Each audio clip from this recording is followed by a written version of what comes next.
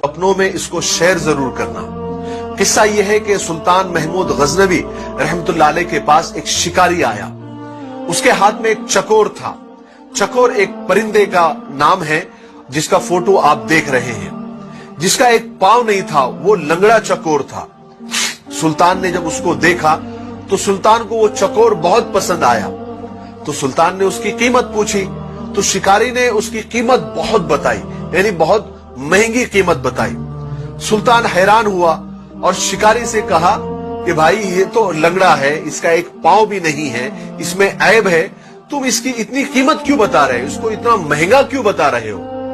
तो शिकारी ने जवाब दिया, सुल्तान ये चकोर में एक खास बात है, वो मैं आपको बताता हूं। देखिए सुल्तान, मैं जब भी शिकार पर जाता हूं तो इस चकोर को साथ में लेकर जाता हूं और इसको जाल से बांध देता हूं और ये चकोर अजीब अजीब आवाजें निकालता है। कभी रोने की आवाज, कभी हंसने की आवाज, कभी गम की आवाज, कभी दर्द भरे आवाज। तो इसकी आवाजें सुनकर ये अपने साथी चकोरों को बुलाता है, अपने कौम के चकोरों को बुलाता है और इसकी अलग अलग आवाजें सुनकर बहुत सारे चकोर इसके पास आ जाते हैं और जाल में फंस जाते हैं।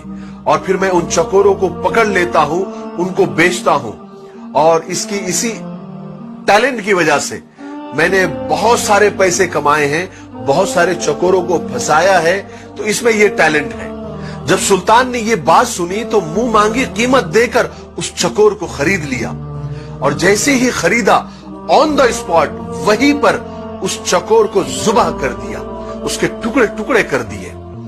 सब लोग हैरान, दरबारी हैरान, शिकारी हैरान।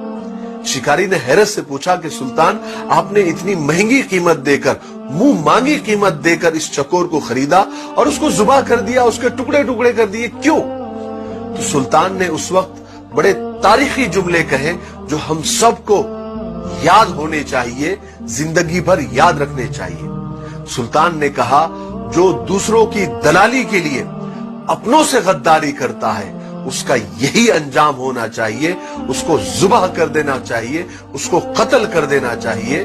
उसका जिंदा रहने का उसको हक नहीं है। उसका जिंदा रहना अपनों के लिए और अपनी कौम के लिए वबाले जान है। बेशक हमारे अंदर, हमारी कौम के अंदर, हमारे खानदान के अंदर ऐसे कुछ दलाल होते हैं जो होते तो अपने हैं मगर दलाली दूसरों की करते हैं, दलाली दुश्मनों की करते हैं, दलाली गैरों की करते हैं और अपने ही कौम को और अपने ही खानदान के लोगों को दुश्मनों के हाथ फंसवा देते हैं, दुश्मनों के हाथ बिकवा देते हैं। मुझे इसी बात पर इकबाल अशर साहब के कुछ अशार याद आ गए। वो फरमाते हैं कि सिमट के रह गए माजी के दास्तानों तक, हुदूद जात से आगे निकलने वाले लोग। सितम तो ये है कि हमारी सफों में शामिल है, चिराग बुझते ही खीमा बदलने वाले लोग। हमारे दौर का फिरौन डूबता ही नहीं, हमारे दौर का फिरौन डूबता ही नहीं, कहां गए पानी पर चलने वाले लोग। अल्लाह हमारी कौम के दलालों से और हमारे खानदान के दलालों से हम सब की हिफाजत फरमाए। मुझे दुआओं में याद रखें।